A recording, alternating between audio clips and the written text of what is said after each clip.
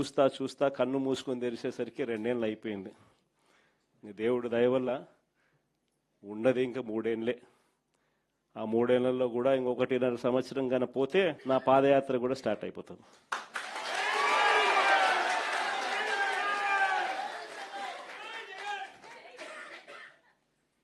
కాబట్టి కన్ను మూసుకొని కన్ను తెరిచేసరికి మన కళ్ళ ఎదుటే ఈ దుర్మార్గమైన పాలన కూడా త్వరలోనే ఎండ్ అయిపోయే పరిస్థితి కూడా త్వరలోనే వస్తుంది.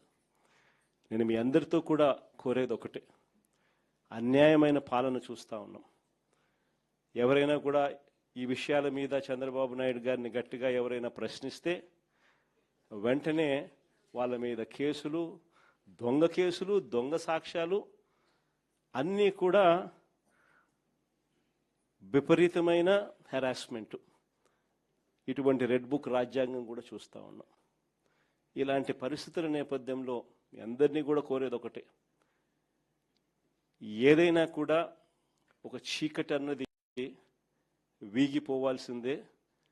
ఉన్నది టెంపరీగా కొంతకాలం మాత్రమే ఉంటుంది. ఆ తర్వాత వెలుగు రాక తప్పదు, పగటిపూట సూర్యుడు ఖచ్చితంగా ప్రకాశింపక తప్పదు అన్నది మాత్రం ఖచ్చితంగా గుర్తుపెట్టుకోండి. ఈ జరగబోయే ఇక కేవలం ఉన్న ఈ నెక్స్ట్ 2 ఏళ్ల పాటు, ఆ తర్వాత ఎట్టాగో ఎలక్షన్ ఇయరే, ఈ 2 ఏళ్ల పాటు పార్టీని నడిపించే బాధ్యత, పార్టీని బలంగా ప్రజల్లోకి తీసుకొని పోయే బాధ్యత, పార్టీ తరపున గట్టిగా నిలబడాల్సిన బాధ్యత, పార్టీ తరపున గట్టిగా పోరాడాల్సిన బాధ్యత, మరీ ముఖ్యంగా ప్రజల తరపున, బాధితులైన ప్రజల తరపున అండగా నిలబడాల్సిన బాధ్యత మీ అందరి భుజస్కంధాల మీద ఉంది అన్నది దయచేసి ఎవరు కూడా మర్చిపోవద్దని చెప్తా ఉన్నా.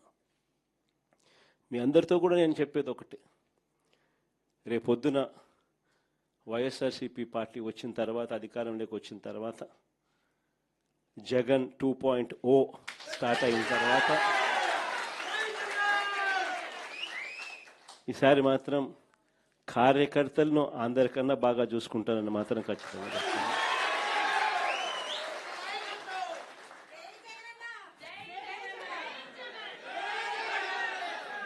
కానీ ఈసారి మాత్రం ప్రతి సంక్షేమ కార్యక్రమం కూడా మీ ఆధ్వర్యంలోనే, మీ చేతులతోనే జరిగిస్తానని కూడా చెప్తాను.